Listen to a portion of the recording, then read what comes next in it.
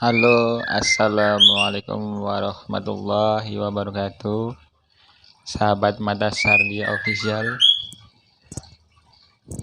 lama nggak upload konten lagi guys. Hari ini mungkin kita akan lanjut lagi. Setelah sekian lama kita nggak upload video lagi karena beberapa kesibukan. Saya ngeliat dari konten saya kayaknya yang paling berkembang itu yang di video tentang cacing. Saya sebenarnya tertarik mengembangkan video tersebut sebagai edukasi buat penonton semua, khususnya buat kawan-kawan yang emang lagi nyari alternatif usaha. Dan di sini pun sebenarnya saya bukan pakar dalam bidang cacing, cuma saya sedikit mempelajari karena dulu saya pernah terjun langsung di dunia peternakan cacing. Di sini saya kepengen ngasih tips ya seputar tentang cacing lah, khususnya cacing ANC, cacing merah, karena saya dulu lebih banyaknya di cacing ANC. Sebenarnya banyak di budidaya cacing, ada kayak cacing ANC, ada lumbricus, ada cacing tiger, ada juga cacing kalung, banyak macamnya, dan setiap harganya pun macam-macam, bervariasi. Tapi yang paling banyak dicari itu cacing ANC. Nah, sebagai pendahuluan sebelum terlampau jauh melangkah ke ternak cacing, yang paling penting itu kita harus mempelajari atau tahu dulu kebutuhan pasarnya. Kalau cacing ANC itu pasarnya tuh banyak sebenarnya. Kayak misalkan buat kios-kios, di situ nanti di kios itu buat kayak pakan burung, buat pakan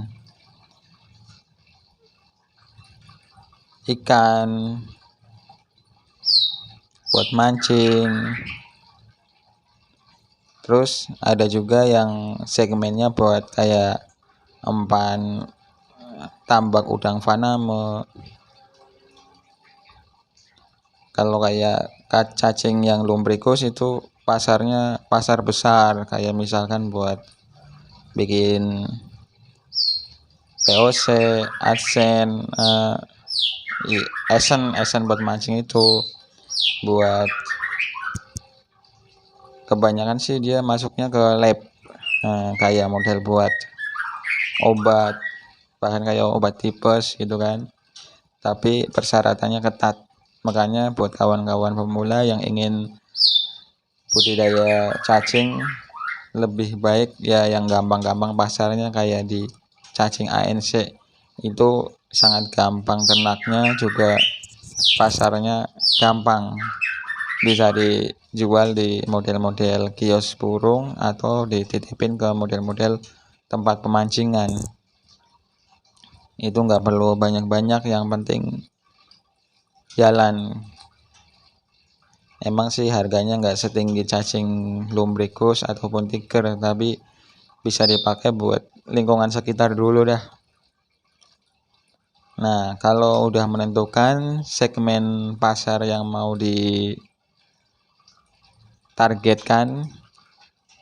ya tinggal mulai dengan skala yang pemula dulu lah, nggak harus yang banyak-banyak dulu, yang penting jalan. Karena kendala terbesar kalau kita langsung banyak itu biasanya pemasaran. Karena ya pemain-pemain lama pun banyak yang udah berjalan. Kalau kita sebagai pemain baru kan kita otomatis harus nyari pasar dulu kan. Kalau kita itu main jatuhin harga pasar yang udah ada, nanti bakalan hancur sendiri, nggak bakalan bertahan lama.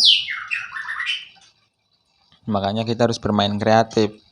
Kalau nggak kita bergabung dengan pemain yang udah lama, kita setor ke mereka, atau kita masarin sendiri, tapi harus kreatif.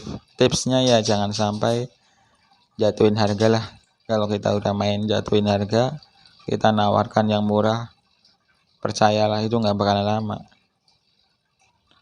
Dan setelah segmen pasar udah kita targetkan, tinggal ya memulai ternaknya, memulai ternak cacingnya. Di video saya yang sebelumnya kan udah ada contoh, kalau nggak salah udah saya upload 2 video itu, tinggal dipelajarin. Ya di channel-channel lain pun banyak dibahas tentang cara peternak cacing. Saya pun dulu belajar dari YouTube, terus kita main ke peternak-peternak cacing yang deket sekitar kita belajar dari situ, kita ambil ilmunya. Dan setiap peternak itu pun mempunyai cara yang berbeda-beda. Ya nggak ada yang salah selama mereka berhasil, karena caranya masing-masing.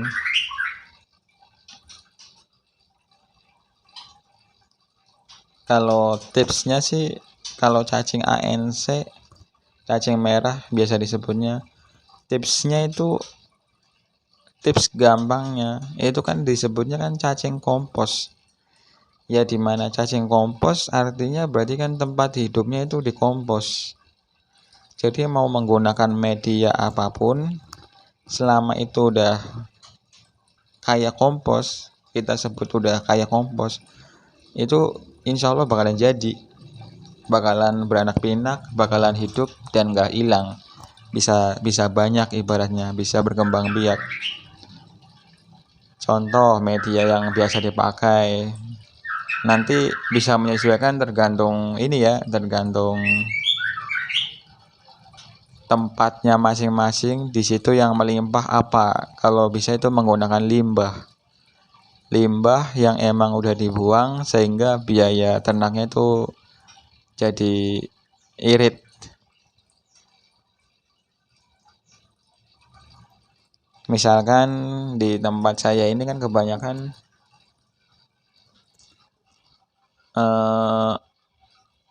limbah baglok. Jadi orang yang budidaya jamur tiram itu kan ada limbahnya tuh, yang udah nggak berkembang lagi, itu dibuang bagloknya, baglok jamur tiramnya. Nah kita kumpulin tuh. Kalau masih limbah, apalagi yang masih dibungkus plastik, itu juga nggak serta-merta langsung bisa jadi media buat ternak cacing. Karena ya sesuai kata kuncinya tadi, medianya itu harus seperti kompos. Artinya ya harus limbah baglok jamur tiram itu harus kita kondisikan biar jadi kompos dulu. Kalau istilahnya tuh ya dijadikan kompos dulu lah. Caranya banyak, kayak misalkan ada yang orang gali tanah, terus baglok jamur tiramnya itu dimasukin ke tanah dulu, ke galian, yang nanti di situ kan kena hujan, kena panas, disiramin, yang pada akhirnya mirip seperti kompos. Karena kan di jamur tiram itu bagloknya kan di situ ada kapurnya, sifatnya ya asam lah, panas.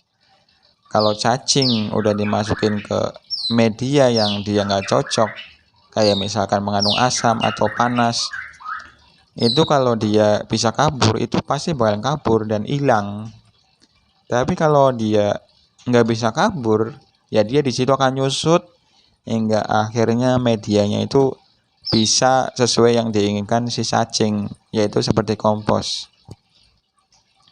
Nah makanya kalau untuk pemula yang belum paham masalah media, biasanya tuh cacingnya kurus-kurus, kecil-kecil, bahkan pada mati, pada hilang, karena dia bertahan hidup menyesuaikan sesuai dengan lingkungannya. Karena dia bisa hidup hanya di kompos, tapi misalkan medianya belum seperti kompos, makanya dia bertahan hidup kalau emang dia nggak bisa pergi, hingga akhirnya tuh sesuai dengan kebutuhan badan si cacing. Dan kalau nggak bisa sesuai ya cacingnya yang akan mati ataupun mengecil. Lanjut tadi yang limbah backlog jamur tiram bisa dengan cara digali tanah dulu, masukkan limbahnya ke dalam tanah, ataupun dengan cara dimasukin karung, dimasukin ke air yang mengalir, misalnya kayak ada sungai, ditaruh di sungai atau direndam di dalam kolam ya, biar jadi komposnya, biar jadi asamnya atau kapur dalam backlognya itu hilang dulu.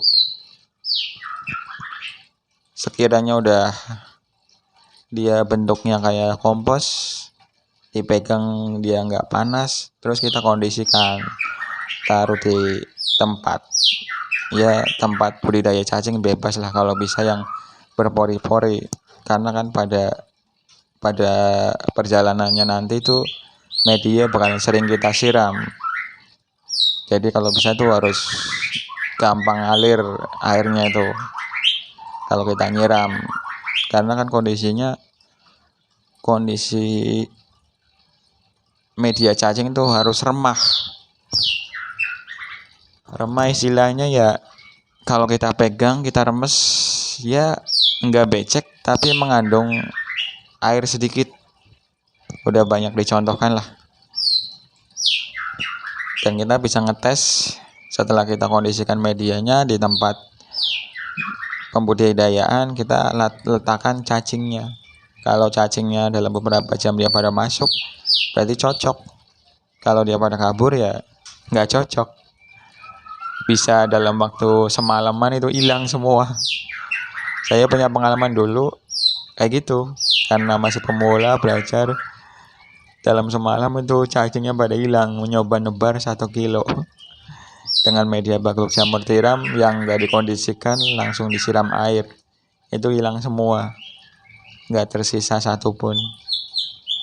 Nah, misalkan lanjut yang media tadi, selain backlog jamur bisa juga kalau misalkan di situ banyak onggok aren, bisa pakai itu. Nah, atau ini yang luar biasa, biasanya yang ada peternakan sapi atau pemotongan sapi. Nah, di situ kan banyak tuh kotoran hewan lah ya, kohe sapi itu kan banyak.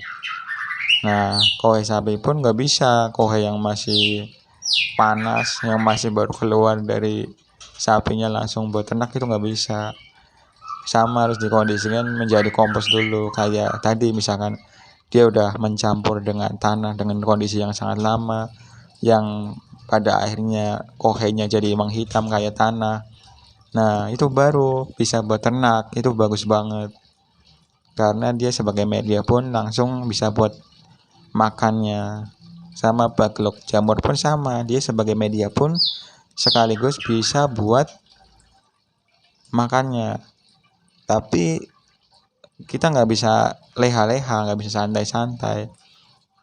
Media pun ada masanya pakannya habis, jadi kita harus ngasih makan nantinya.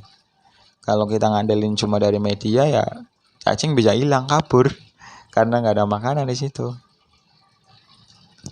Nah, setelah media udah mulai, kita harus nyari sumber media yang paling efektif, paling efisien, paling murah, paling gampang dicari di tempat kita.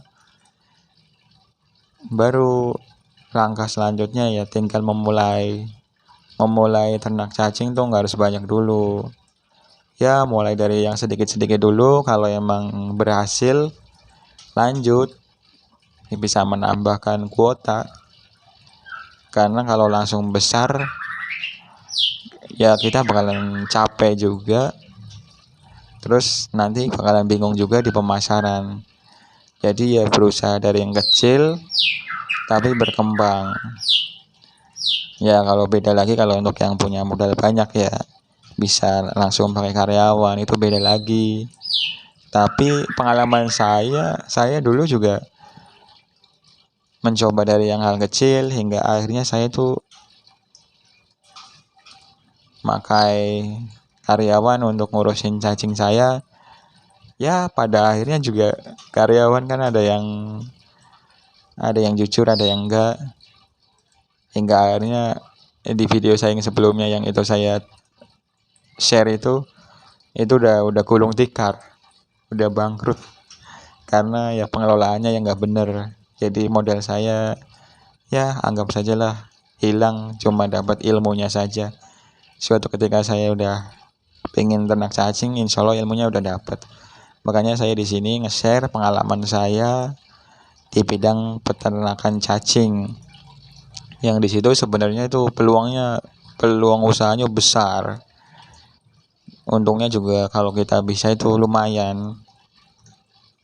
Makanya saya di sini perlu nge-share ilmu ini buat kawan-kawan yang emang kepengen budidaya cacing karena melihat pasarnya besar, keuntungannya kelihatannya lumayan.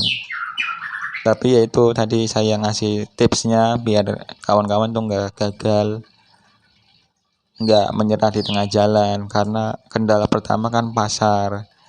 Makanya kita mulai dulu dengan ternak yang kecil-kecil, yang sedang, yang mulai dengan merintis lah dengan yang kecil hingga akhirnya pasarnya membesar, kita bisa meningkatkan kuota.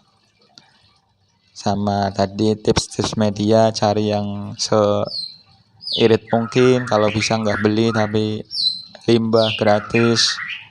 Pakannya kan macam-macam. Setelah menggunakan media, di perjalanan pun kan cacing butuh makan buat berkembang biak. Nah di situ pun kalau bisa seirit mungkin. Kalau kayak orang misalkan ada yang menggunakan ampas tahu atau kohe yang udah kering, tinggal kita pilih di tempat kita yang paling melimpah apa, yang cost biayanya paling rendah yang mana, bisa kita pakai. Dan cara ternak cacing pun di beberapa channel kan banyak tuh dijelaskan. Ada yang menggunakan langsung pakai alam bebas, langsung di tanah kayak yang aku jalanin dulu. Ada yang menggunakan rak bambu, ada yang menggunakan box kotak-kotak gitu. Tinggal pilih sesuai dengan budget masing-masing. Yang penting prinsipnya itu nggak harus mewah dulu, yang penting jalan, pada akhirnya bisa berkembang dan sukses.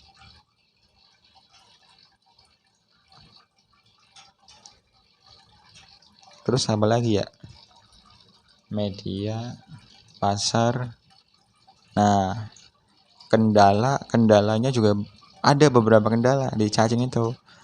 Karena tadi misalkan produknya udah mulai banyak, panen cacing kita udah mulai banyak, biasanya kewalahan tuh kita cara memasarkannya kan. Mau dipasarin kemana tuh cacing, biasanya kewalahan. Kalau otomatis yang kita peternaknya langsung panen banyak, ya biasanya pada akhirnya mulai kirim-kirim.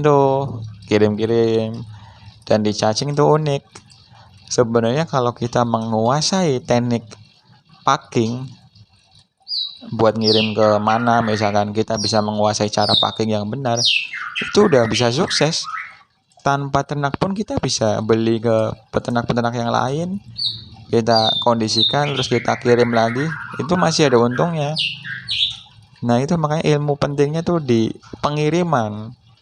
Gimana caranya tuh biar cacing itu dikirim dengan kondisi selamat sampai tujuan, itu yang susah.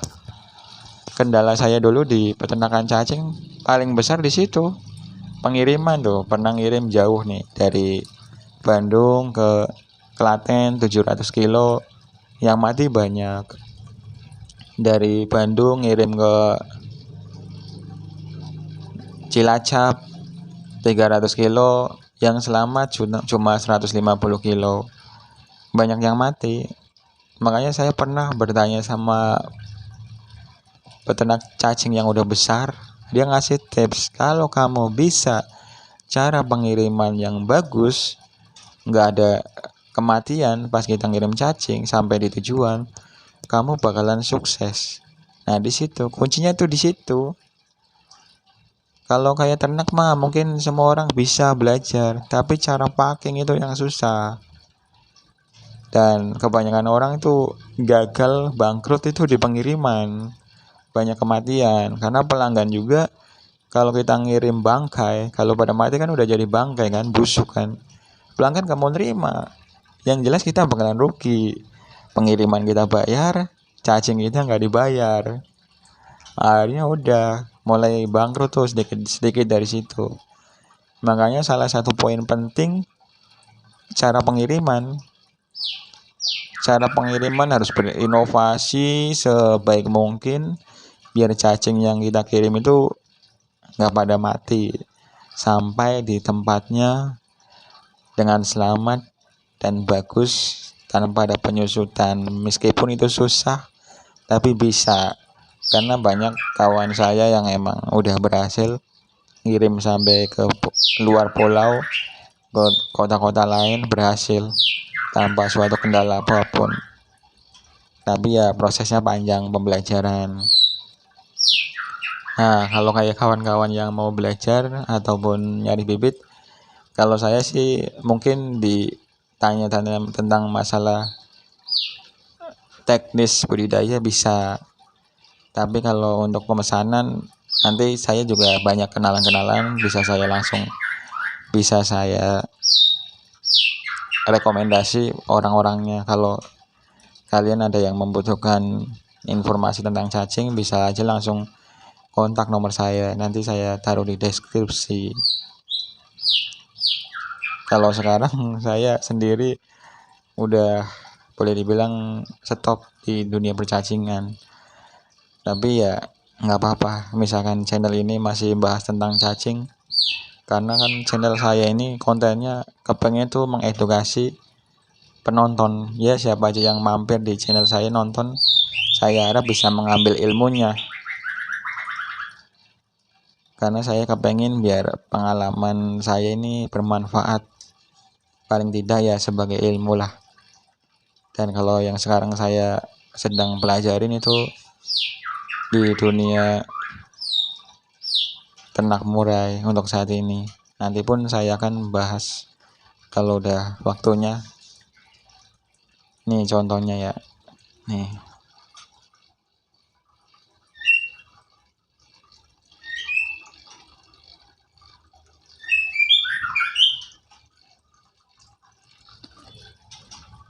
Nah, ya intinya usaha apapun itu membutuhkan perjuangan. Nggak bisa langsung sukses, nggak bisa langsung besar. Jadi saran saya kalau mau usaha apapun itu, mulai dari yang kecil, terus dipelajarin di situ kekurangannya apa. Kalau emang modalnya memadai, bisa bertambah sedikit demi sedikit, dan pada akhirnya bisa besar. Ya udah, semoga kalian tuh nggak bosen dengan saya nyerocos ngomong doang. Setidaknya saya kepengen berbagi ilmu, siapa tahu bisa bermanfaat buat penonton semuanya. Terima kasih ya sudah menonton, mudah-mudahan bermanfaat. Wassalamualaikum warahmatullahi wabarakatuh.